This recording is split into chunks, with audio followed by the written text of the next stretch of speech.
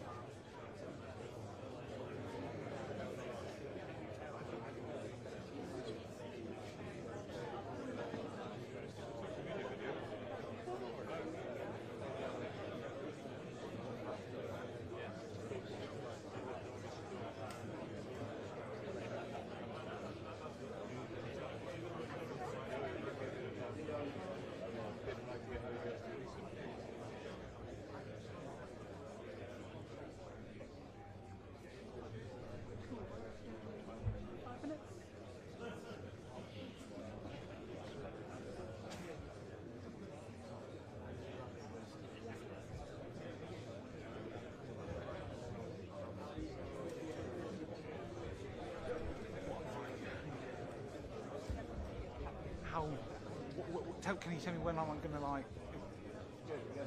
Yeah. Right. I was going to duck well lower than that. You're going to have to be properly crouched. I will be, yeah.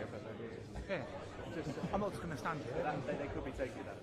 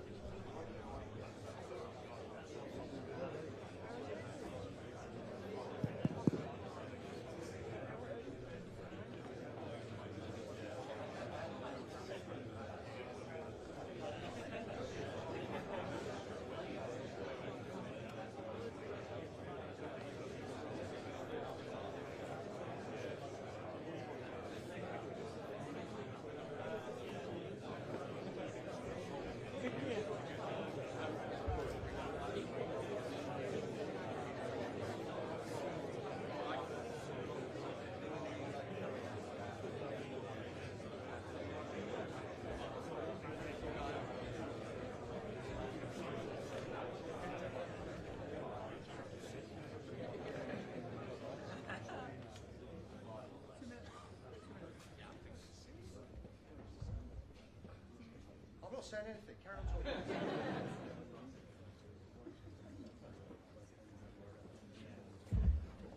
Nothing favours me at this point.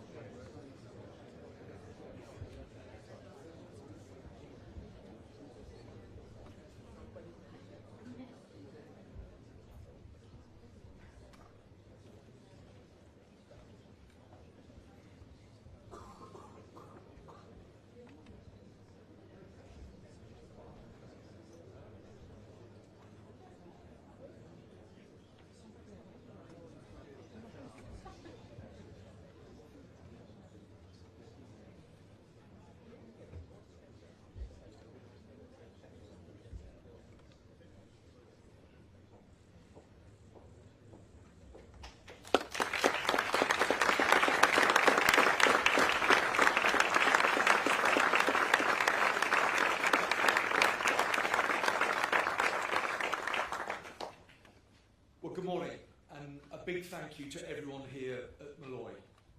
This company represents a commitment to engineering brilliance that is the hallmark of our defence industrial base. What you do here keeps our armed forces strong. It keeps Ukraine strong. And thank you to all our service personnel who are with us today. Being in the company again of those who step forward to serve is a great privilege of this job. Now, there's been no shortage of column inches or speculation dedicated to this document. But we shouldn't lose sight of what the Defence Investment Plan is truly about.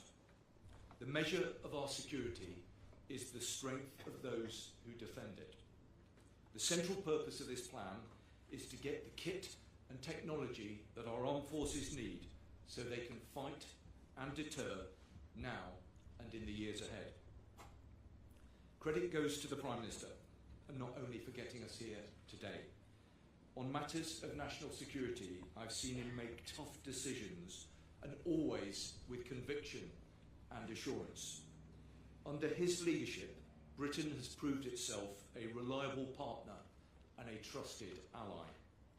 With our help, Ukraine's forces are still in the fight and fighting with determination and momentum. We were first out of the door to support a peace deal in Ukraine, same again to reopen the Strait of Hormuz.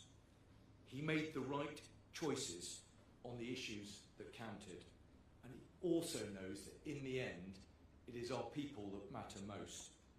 They win wars, they preserve peace.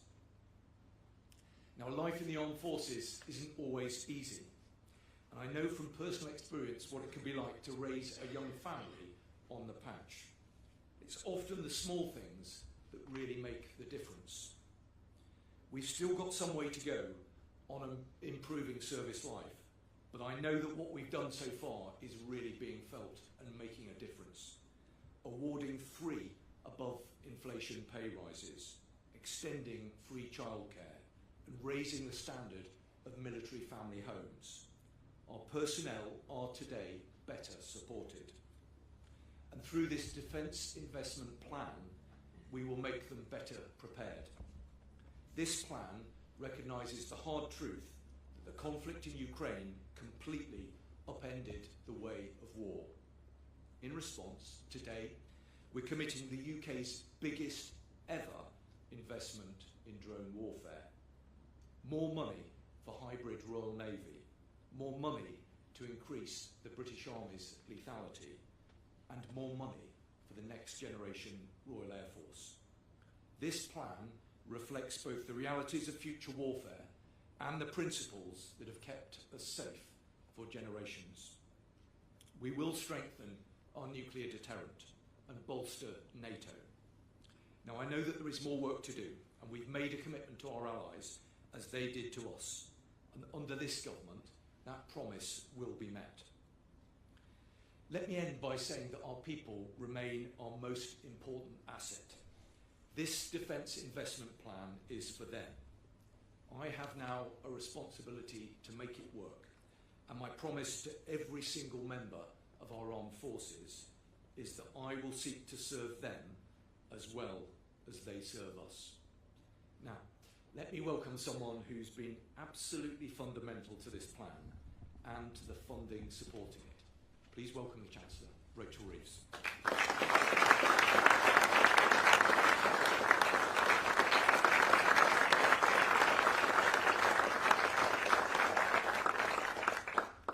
Hello everybody, and it's a real honour to be here today.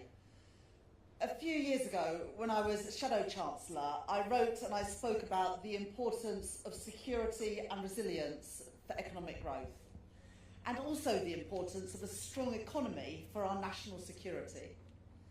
It's an approach that I called Securonomics. That idea has become increasingly real and valid in my 2 years as Chancellor. Last year, I made the decision in the national interest to reprioritise aid spending towards defence and achieve the biggest uplift in defence spending since the end of the Cold War.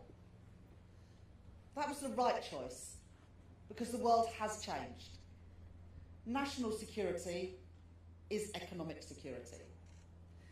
Today, we uplift defence spending further. An additional £15 billion worth of funding by, again, reprioritising spending across government. Last week, I was in Gdansk for the Ukraine Recovery Conference, and in Kyiv, meeting the Ukraine Defence and Finance Ministers, and innovative Ukrainian and UK businesses. I saw the amazing resilience and bravery of the Ukrainian people in the face of Russian aggression. I was humbled by their spirit and their stories. And I was reminded of why the work that we're doing today is so important. Because defence and readiness, for now, are not remote contingencies. They're not faraway possibilities. They are an immediate and pressing requirement. And by defending ourselves, we defend our allies and we defend our values. Our NATO partners, our Ukrainian allies, and our European allies. I want to pay tribute to the Defence Secretary for all the work that he's done in just a few weeks to deliver today's Defence Investment Plan, and also to the Chief of the Defence Staff.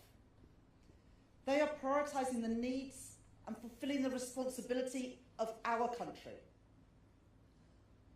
I also want to recognise, Keir, how important you have been to this work right from the beginning. You'll hear from the Prime Minister in a moment. The defence of our country in an age of insecurity has been a defining pillar of his leadership, and his absolute moral clarity in the face of the threats that we face as a nation will go down as part of his legacy. So it is my honour to introduce my friend, our Prime Minister, Keir Starmer.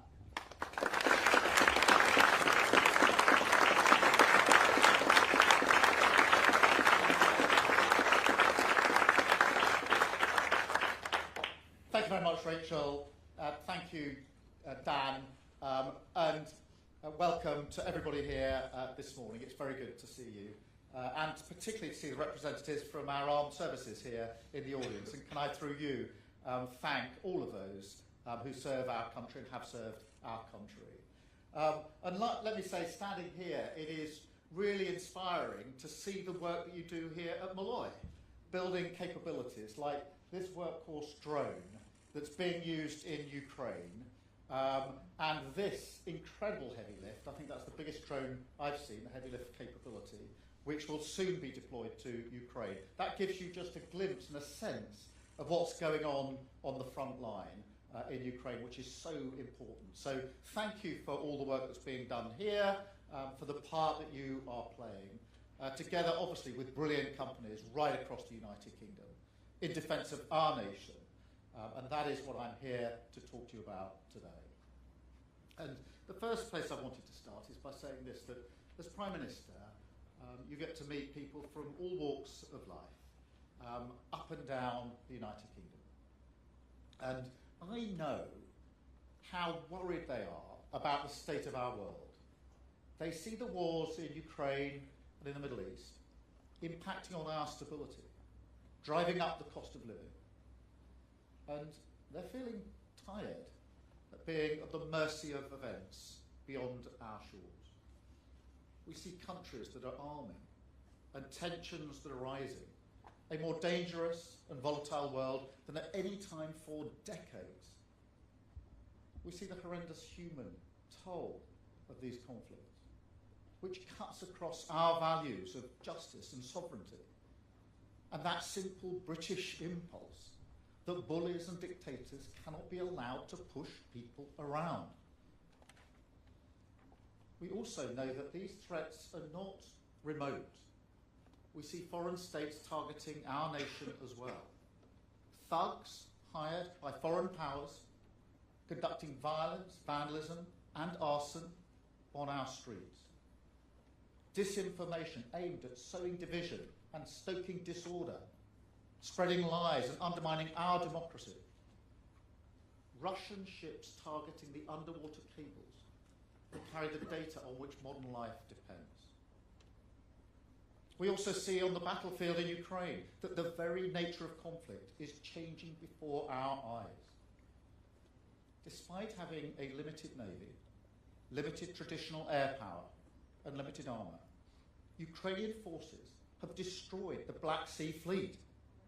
They've struck deep into Russian territory and stopped the advance of one of the biggest armies in the world. Now, they've done that through sheer courage, yes, but also by embracing technology. They've integrated drones into their fighting like never before, understanding that the ability to innovate and produce at speed and at scale is more vital than ever to military power, and that AI will accelerate this transformation even further. Against that background, NATO is more vital than ever. Yes, we recognise that things have changed here too. While the US remains our key ally, I have been clear that in order to sustain NATO, the most successful military alliance the world has ever seen, European nations must take more primary responsibility for their own defence. These are the changes and the challenges which have defined my premiership and that will continue to shape our times. And look, my view has been the same since day one. We must stand more firmly on our own 2 feet. We must do what it takes to meet this new world head on, to keep our country safe and seize the opportunities that come from investing in our sovereign strength. That is what we're doing. That's why we have reversed at last the corrosive hollowing out of our armed forces. And it's why we're transforming a defence programme that, frankly, for too long has been underfunded and unsuited to the threats that we face. I've also been clear since day one that we do this not because we want war, but because we want to avoid war.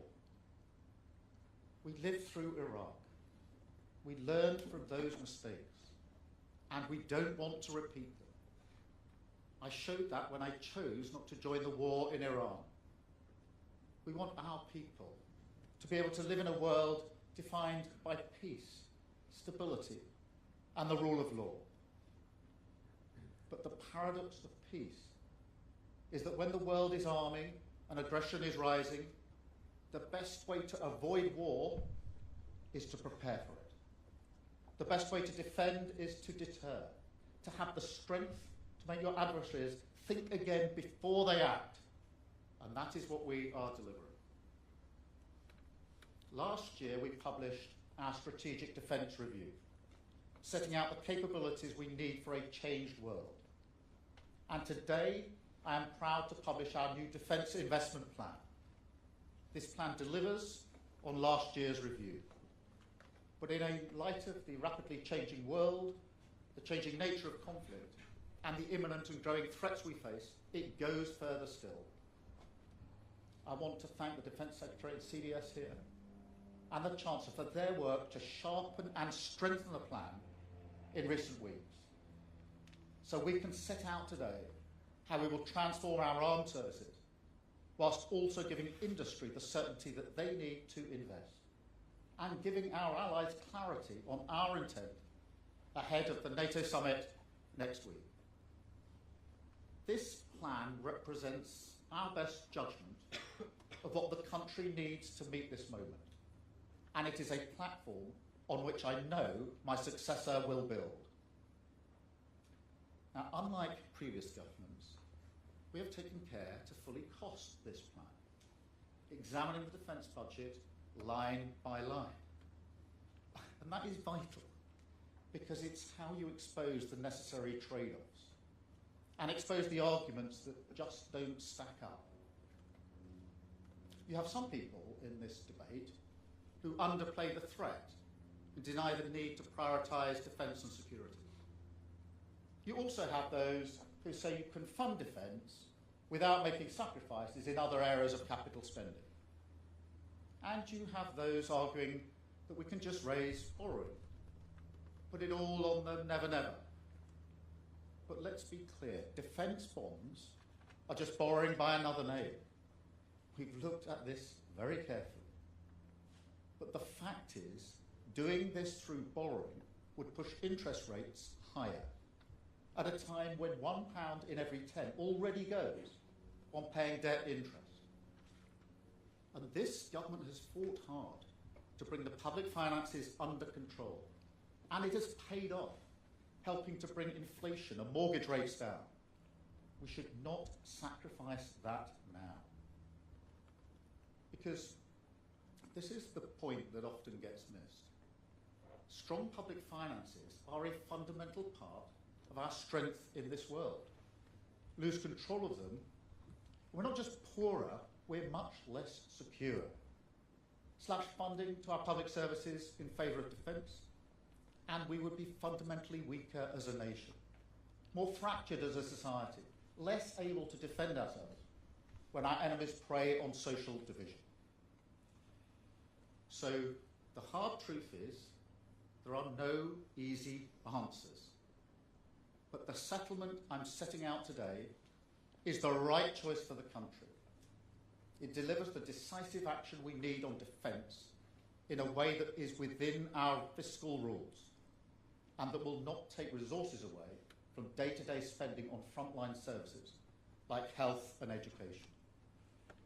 Instead, it is funded by reallocating spending from across government departments, reallocating capital budgets by 1 penny in every pound, while still maintaining public investment at the highest sustained levels since the 1970s.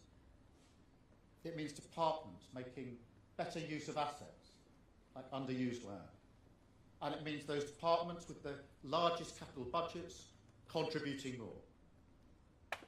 Therefore, some capital projects, for example on roads and energy, which are important but not immediately vital, will no longer go ahead as planned. But this is about taking the necessary choices, the right choices, to protect our nation.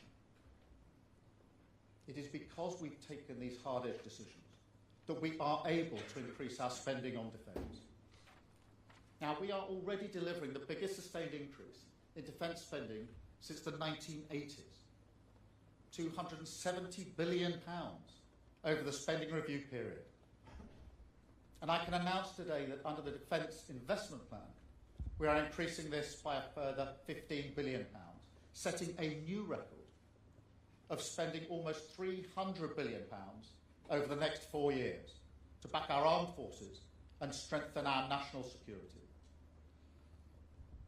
Now, it's true to say there's been a huge focus on the numbers here. But let me take a moment just to set them out in a little bit more detail. Before we came into office, so 2 years ago, this country spent £54 billion a year on defence. We are taking this to almost £80 billion a year by 2029. That is a real terms increase of 27%. From spending 2.3% of GDP on defence in 2024, we are raising it to 2.7%, putting us on a trajectory to reach 3% in the next Parliament, which must be the #1 priority at the next spending review. At last year's NATO summit, I committed to spend 5% of GDP on our wider security, covering things like energy security and critical infrastructure, as well as defence. The Defence Investment Plan, published today, takes us to 4.2% under that commitment. By any measure, this is a huge historic shift for our nation, and a legacy in which I take pride. And we must use this investment wisely, because I know that in the past, defence spending has sometimes been seen as a bottomless pit. People see the money going in, but they don't feel the benefits. So this time must be different. We can't just spend more, we've got to spend better. That includes driving real reforms within the Ministry of Defence to get greater value from our investment, accelerating innovation and procurement, and reducing non-military spending, for example, on civil service staff. we have examined every penny under this plan to make sure it delivers real positive change for our country. And we can see that it will do so in 3 ways. First, it will make the British people safer. It focuses our resources squarely on the readiness of our armed forces, reversing the cuts of recent years, prioritising the availability of our forces and assets, rebuilding ammunition stockpiles, ensuring we are ready to fight and defend our nation and better prepared to win. It will also make the British people safer by driving a generational transformation of our armed forces, learning the lessons of Ukraine in order to modernise our military, equipped to fight the wars both of today and tomorrow. And we're backing this by putting in more than £5 billion into drones and autonomous weapons. That is the largest ever UK investment in this technology. That means we will build a new hybrid Royal Navy, so that when our frigates move to intercept a threat to British interests, like a Russian ship in our waters, for example, they will do so with outriders, uncrewed ships, above and below the surface, their AI systems working in unison with our warships, operating as a single integrated force. This will be joined by the next generation RAF, Typhoons flying with autonomous wingmen, making them invisible to enemy detection. And we will build an army that is 10 times more lethal, with attack drones flying alongside our Apache helicopters, a new fleet of surveillance drones collecting intelligence and finding targets, and a surge in low-cost one-way attack drones, which have proved so effective in Ukraine. On top of this, we are investing in long-range missiles, armoured vehicles, and counter-drone defence systems. We're investing in £500 million in new technology and capabilities for our commandos and our special forces, which are already the envy of the world. And we're investing £115 million to raise our defences against the threats of AI. This is about harnessing cutting-edge technology on every front to multiply our strength and defend our nation. Second, this plan will benefit the British people because it uses defence spending to strengthen our economy, creating almost 60,000 jobs. Now, our motto here is back British, with every pound spent wherever possible on backing British workers, businesses and innovators, delivering a defence dividend which brings SMEs and startups into the defence supply chain and pays off in every region and every community. And the fact is, defence jobs are different. They're high skilled and well paid. They offer career path, training and a greater sense of meaning, the chance to step into our national story and play your part in full.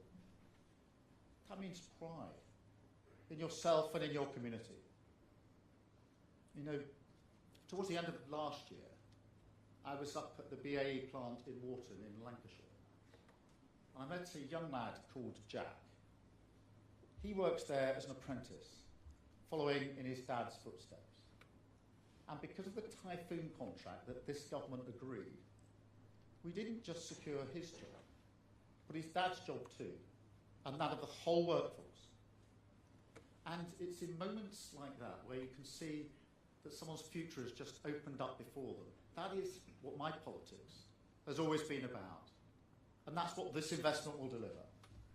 And to make sure that we keep winning contracts like that, I can announce today that we're creating a new £50 billion defence export facility to support British defence businesses to compete, to create more jobs, pride and opportunity up and down the country. That is the largest expansion of UK export finance support in its 100-year history, and a once-in-a-generation boost to the British defence industry. Third, this plan will benefit our nation because it enables us to strengthen our international leadership and build a more European NATO.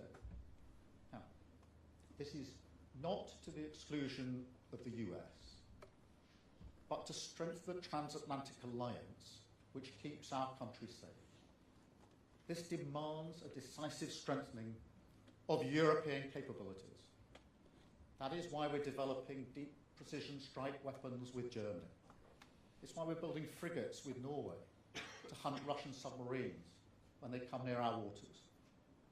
And it's why we're going further on the Defence Investment Plan, allocating £400 million for the UK's contribution to the multilateral defence mechanism to finance and procure defence equipment with our allies and support a path to achieving our NATO spending targets. Moreover, we are renewing our commitment to build Tempest fighter jets with an £8.6 billion investment under the Global Combat Air Programme with Italy and Japan. Now, this is about developing sixth-generation stealth fighters that will secure our skies for decades to come and rebuild the foundation of a sovereign British aircraft industry. I can also confirm that we are bringing our investment in renewing our nuclear deterrent to £64 billion, a truly national effort, building new submarines, developing a new sovereign warhead, and buying 12 F-35A fighter jets, maintaining our role in guaranteeing British and European security, and leaving our country in a much better and stronger place than we found it. Now, before I finish, I just want to say a word about Ukraine. I think back to my visit to Kyiv at the beginning of the war and the horror I saw that day, the evidence of atrocities, photographs of murdered civilians, blindfolded, hands tied behind their backs, shot in the head. I heard the stories of the survivors, and I've carried that with me ever since. I swore to myself that I would do all I can to back Ukraine in this fight, because it is right and just, and because it's an attack on the liberties and freedoms that we have always fought for. And be in no doubt, the outcome of this war will shape our lives for decades to come. If Russia were to win in Ukraine, Putin would not stop there, but turn his gaze to other allies, bringing even greater instability to our continent, even greater impacts on our security and the cost of living, and an even greater need to mobilise yet more resources for our defence. But the good news is that Ukraine is holding strong. They are increasingly able to push Russia back on the battlefield. And there are clear signs that as Russia's losses mount and their economy struggles, the mood in Moscow is turning against Putin's war. So this is the moment to ramp up the pressure, backing Ukraine's defence and turning the screws on Russia's economy. And that is what we're doing. And the Defence Investment Plan will maintain our support in full. I have been proud to stand with Ukraine and with President Zelensky over the last 2 years, and to lead the coalition of the willing, together with France and Germany, to support a just and lasting peace, part of our work to restore Britain's standing in the world. It is a great credit to this nation that every Prime Minister since the invasion has stood full square behind Ukraine, and I have no doubt that will continue for as long as it takes. Because, look, moments like this ask fundamental questions of all of us. Not just about how we respond, about who we are as a nation and who we choose to be. And I'm clear, it is simply not in our nature to shrink inward, resigned to mere passengers buffeted by events. The Britain I believe in finds its greatness in these moments. In times of crisis, we stand tall. We summon that British spirit of grit and resolve and seize the moment with both hands, proud of our values, proud of who we are. And I see that greatness in the people I meet. I see it in the crews of our nuclear submarines that I've met coming off their long patrols. One man returning home to meet his 4-month-old baby for the first time. I see it in our troops defending NATO's eastern flank, in our Royal Marines protecting the northern frontier. I see it in our carrier crews, who are out there right now deterring Russia in the North Atlantic. I see it in our RAF pilots, putting themselves in harm's way to defend our allies in the Gulf. I also see that greatness in all those who stand behind the front line. The workers in our NHS, our public services, our energy sector, our apprentices, engineers, building the technologies that we need. All of those on whom our national resilience depends. That's why I know we will continue to rise to this moment, not just to weather the coming storms, but to use this moment to reach towards a better future, the stronger, fairer country that the British people deserve, that I have sought to build. And this plan is a decisive step on that journey. Thank you very much indeed. Thank you.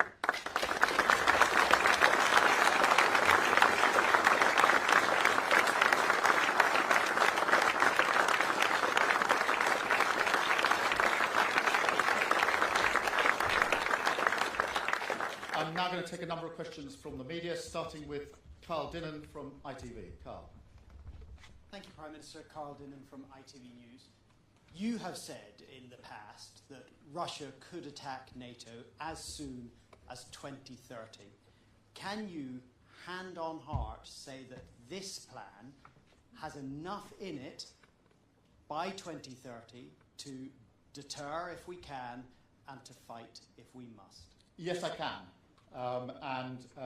That is because of the increase in defence spending that we put in place, announced last year, already in place, which was the single biggest increase, sustained increase since the 1980s, and the fact that this defence investment plan builds on that. And it's not just the amount of money, it is also the capabilities. We've learnt a lot from Ukraine, actually also from Iran as well, about the capability that is needed in order to confront countries like Russia. That is exactly what's going on in Ukraine. So I am confident in that. I'm also confident because we're working more closely with our European allies on this. One of the arguments I've made repeatedly over the last 2 years is that European countries need to do more. If we're to be persuasive in that argument, and I think we are and can be, UK needs to show a leadership role, to be a trusted ally, a country that is looked upon for leadership. I believe we have built that, and that gives us the ability over the coming years to stand on that platform and work with our allies. That's why I was in Berlin last week with the E5 countries. It's why I'll be in NATO next week at the summit, working with all NATO members, and Marisol, the Secretary-General, yesterday, where we discussed this very thing. Thank you very much, Carl. Chris Mason from BBC News. Thank you, Prime Minister. Chris Mason at BBC News. One of the authors of the Strategic Defence Review, General Sir Richard Barrons, has said we're not keeping up with our allies and we're certainly not keeping up with our enemies when it comes to defence spending. Is he wrong? Look, what I would point to is this, that we inherited an armed forces that were hollowed out. We have already taken, before today, a decision to put in the biggest sustained increase in defence spending since the 1980s. That's for 45 years, so that gives you a sense of the scale and the urgency that we brought to this in just 2 years. This defence investment plan is now on top of that, a further £15 billion, in particular looking at the capabilities that we need. The Strategic Defence Review was really important. There are further things we've learnt even since then, looking at the development of the way in which wars are fought. Even these drones, I've been to Kyiv a number of times now, and each time I go, it is clear the capability is changing on a weekly and monthly basis. So we've put all of that thinking into this defence investment plan. Now, look, there will always be those that argue that even more should be spent, but I have to make the right judgments on the capability that I think is right for our country to meet the threats, not just of today, but of tomorrow. And that is what this defence investment plan does. I think anyone sort of standing back and objectively would say this is a massive step forward. if you take what we've already done, put the Defence Investment Plan alongside it, and the fact that it's strategic, it's not just funding today's capability, but tomorrow's capability as well, combined with the work that we've done to work with other countries on this, because the only way forward is to make sure that all Europeans step up together. And that requires us as a country to show the leadership that has been shown over the last 2 years, and to have the ability to galvanise and bring other countries together. It is no coincidence that the two coalitions that have been set up in the last 2 years have been British-led. The coalition in Ukraine, which I set up with President Macron, and now Germany is a key leader in it as well. And then the other coalition to deal with the response to the Iran conflict, again, UK leadership alongside French leadership. And across Europe and beyond, other countries are looking to us to show that leadership and that resolve, and that's what we've been able to do. Thank you, Chris. Beth from Sky Sports, Beth Rigby. Sky Sports. I wish it was. I wish it was. Thank you. Sky News, Beth, not Sky Sport, but I'm sure you could do that as well. Maybe one day. Thank you, Prime Minister Beth Rigby. From the beginning of your premiership, you have prioritised Britain's role on the world stage, but your defence plan is a year late. It cost you your defence secretary and has no timetable for meeting the new NATO commitment. By getting it across the line, you have made a start to your legacy on defence. But do you acknowledge that it will be your successor who will need to secure it? And has Andy Burnham given you assurances that he will increase defence funding in the next spending review? Thank you very much. Well, thank you very much, Beth. Let me just put it in this way. I think a test of any Prime Minister is whether they leave the country in a better state than they found it. And if you look at our country, that is undoubtedly a case on the economy, undoubtedly a case on public services, in particular the NHS, but also undoubtedly a case on defence and security and international leadership. We are in a much better state now than we were when we took over 2 years ago. And that isn't just measured in the amount of money we're putting into defence, the record investment that went in as a result of the announcement I made last year, the addition to that today, but also the fact that other countries now look to the United Kingdom as a leader on defence and security. We're the first to be consulted. We are the country that others want to work with, and I'm proud of that. We do leave the country in a better state. As for the future, I have no doubt that all Labour governments will remain that number one commitment to our defence and security. Labour governments have always done that and always will do that, and I'm absolutely certain, therefore, that this is a platform on which whoever comes after me can build, and I'm proud that it is, and I will do everything within my power to make sure that any transition is orderly and that we go from strength to strength, and that is what I'm endeavouring to do. Thank you very much, Beth. Andy Bell from Channel 5. Thank you very much, Andy Bell, 5 News. Just to return to that point, Prime Minister, can you be a bit more explicit? Has Andy Burnham seen this plan before it's made public? Has he signed it off? Or is this very much your plan and you're just telling him you should stick to it? Well, Andy, the way I put it is this. I don't think anybody would argue that the Strategic Defence Review was needed because any Prime Minister will want to know what are the capabilities I have at my disposal now, what are the capabilities I'm going to need in the future. The Defence Investment Plan builds on that by setting out what those capabilities will be, how they're going to be costed. So that is something which any Labour Prime Minister would want to stand behind. It's a platform any Labour Prime Minister would want to stand on, because the first duty of any Prime Minister is the defence and security of the country, the first duty, and I think everybody knows that and accepts that. What I will now do, and am doing, is to ensure that the transition to a new Prime Minister is orderly, with minimum disruption, and that there is a good, solid platform to build on. We've done that over the 2 years, and I shall faithfully do that in the remaining weeks, every day ensuring that we improve on the situation, and that I can genuinely say hand on heart that I've passed on a better country than one I inherited, and that I can make sure that my successor has every prospect of success, which is what I want more than anything. Thank you very much, Andy. I've got Paul McNamara from Channel 4, please. Morning, Prime Minister. You keep on coming back to the line that you've increased defence spending by the largest amounts since the Cold War, and nobody's disputing that. But what former military chiefs and experts are arguing is that even with that, and even with the extra money, given the threats that the UK faces right now, it is still not enough, including General Sir Richard Barrons, who you entrusted to write last year's defence review. Are you willfully ignoring their advice, or do you just think these people with decades of war-fighting experience are wrong? Well, I'm glad you began that by saying everybody acknowledges the huge increase we've put into defence spending, because it is important that we start there. The highest sustained increase since the Cold War, or since the 1980s, depending which way you want to measure it, that's nearly half a century.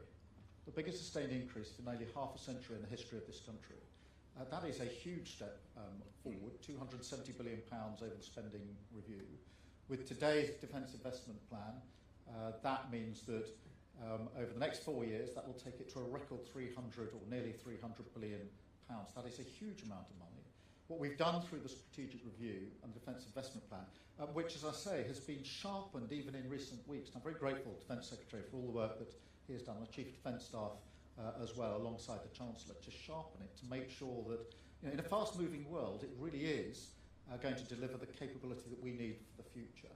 And that is what it does. That is my judgment call on this. Of course, I hugely respect those with great experience and great service. There will always be those that say, whatever the sum is, frankly, it's not enough. And whatever sum I'd announced this morning, there would always be somebody who says that's not enough. I have a job as Prime Minister to get this judgment right in terms of the amount of money that is spent, the capability that we need as a country, and that is why I'm 100% confident in the plan that we've put forward this morning. I'm very pleased at the work that's been done in recent weeks to sharpen and strengthen this plan so it can be presented in the way it's been presented today. Thank you very much, Paul. I've got Tom Sables from BFBS, Forces News. Thank you, Prime Minister. Tom Sables, BFBS Forces News. As a Labour Prime Minister, you pledged £9 billion to upgrade 90% of military housing. Given that now there's reports that that money is being moved to fund the DIP, what's your message to military personnel living in substandard accommodation after your promises? Yeah, well, thank you very much for that. Firstly, let me start by saying we have put a lot of money into military housing, and I'm proud that we have. It was very important we did that. Alongside that, we have awarded 3 pay awards now, pay increases above inflation. And again, I'm really proud that was the right thing to do, because it affects the morale, retention rates, and reflects the service that is given to this country by those that serve us. We will continue to do that. Of course, I have to balance that against investment in the military capability that we need. But in relation to the money we have put into housing, in relation to the pay awards we have already made, I'm proud that we made those. We made it to reflect what we know our armed services give to our country, of which we are very thankful and very proud. Thank you very much, Tom. I've got Sophie Huskerton from the Daily Mirror. Sophie. Hi, thank you, Prime Minister. So Andy Burnham has said he wants to stop departments spending too much time battling the Treasury instead of getting things done.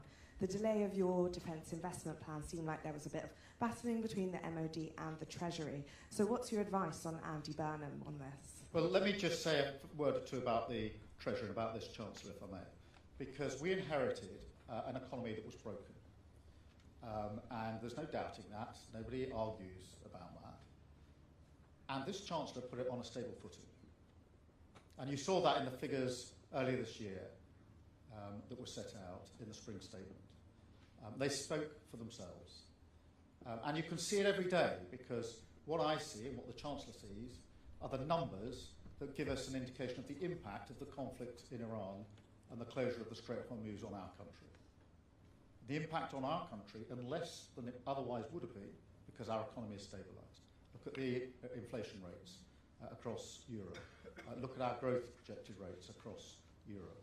So that is the work that this Chancellor has done, and I'm very proud of Rachel in relation to that, to have stabilised our economy in 2 short years after what we picked up means that I can depart the stage, because it's the end of my journey, it's not the end of anybody else's, but I depart knowing that we have left this country in a better state than we got it.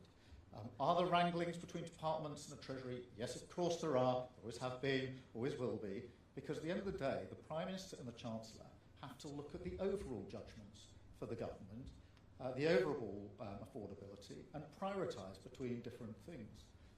Departments, of course, will put forward, in good faith, the commitments they think we should make. I understand that. But what we have to do is judge them against what we can afford, what the priorities of the country are. That's what we've done for 2 years. I'm really pleased that as a result of those judgments, our economy is stable and in a better place. That impacts people across the country hugely. That our public services are improving, particularly our NHS. And we're able today to announce this further investment in our defence and security. And I'm very proud of the fact, Rachel referenced that she went to Kyiv yesterday, that the standing of the United Kingdom in the world is in a much better place than it was 2 years ago, and I don't think anybody would really dispute that on defence and security and many other issues. Thank you very much. I've got Dan Martin from the Daily Telegraph. Dan. Thank you, Prime Minister. How can you present this defence investment plan at the NATO summit when you're Prime Minister in name only? And also, Donald Trump wants you to meet this 5% target of GDP by 2035. Do you think that's possible for the UK, and what will you tell him at the summit?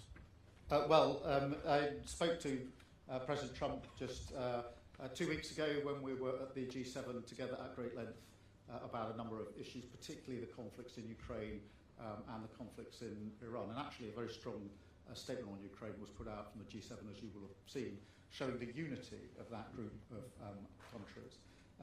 This is additional investment today on top of the highest sustained increase since the Cold War, since the 1980s. I talked through Mark Rutte, the Secretary General of NATO, talked him through this yesterday, talked to him very frequently on the phone as well as in person. I have a very good relationship with him. He is very welcoming of what we are doing here today because he knows what a contribution it makes to NATO. He also appreciates, and we must never lose sight of this, of the huge contribution that the UK makes to NATO, not just as a leading advocate and member of NATO, but of course we confirm our nuclear capability to NATO, which is an incredible capability, which keeps us and the whole of NATO countries safe. And I'm very proud that we do that. So I'm proud of that work. I'm glad on the 5% commitment by 2035. Today takes us to 4.2% towards that target. I will be very pleased to report that back to colleagues at NATO next week. They will be very pleased to discuss this with us, and I'm proud of the record I stand on in relation to defence and security as I go into that summit. Thank you very much. Thank you, colleagues.